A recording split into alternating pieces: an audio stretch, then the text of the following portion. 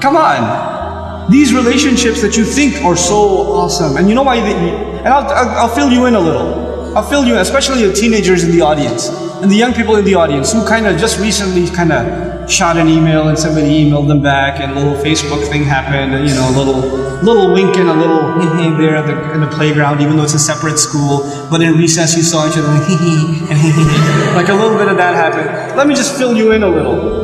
All of this is a product of low self-esteem. You think you're ugly. So if a guy thinks you're cute, you're like, really? I'm beautiful?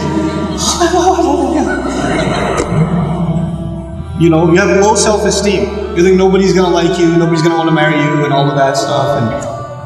And on the other hand, the guy, we don't have good friendships and good relationships, and we're looking for something. And most of the guys, I don't have to tell you what's going on in your head. You and I have ijma' on this issue. The things that go on in our head. There's no reason for me to explain all of that to you. But just because you have raging hormones and you're like daydreaming about girls and things like that, it doesn't mean that you're in love. It just means that you haven't controlled your temptations yet. And you're ruining somebody's life. You're ruining an entire family. You realize what you're doing?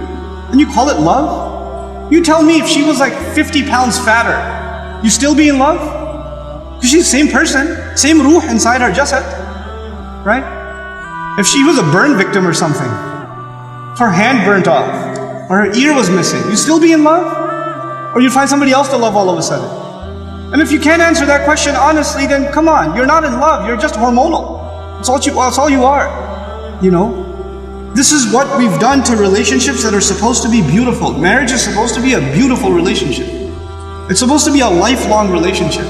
But because you're watching all of these models on TV and stupid women that are just throwing themselves at men and all this stuff, and you've developed this delusional concept of what it means to have love in your life. Delusional concept. Our deen came to free the world from this nonsense. To free it, because we have a more mature understanding of what it means to have love in your life. To have. I'm not saying you shouldn't marry someone you like. You should. You should be attracted to your future spouse. All of those things are fine, but there's a decency that you have to exhibit before then. And if you're okay with talking to a girl like that, you should be okay with somebody talking to your sister. You're okay with that too? Not if you have any ounce of decency left inside you. If you do, then this is how we have to end these things. And if you've been in that kind of relationship, or you're in one of those relationships right now, nobody knows. Only Allah knows and you know. Don't raise your hand, please. Right? What I'm saying, and you're like, after today's lecture, I have decided I no longer want to be your friend. Don't even write that, because even then you're looking for a response. You're kidding yourself. And then you're checking, did she write back? Yes, we should no longer be friends. And then you'll write back, you're right, we really shouldn't be friends anymore. And then she'll write back, yeah, never again. And then you're still doing it.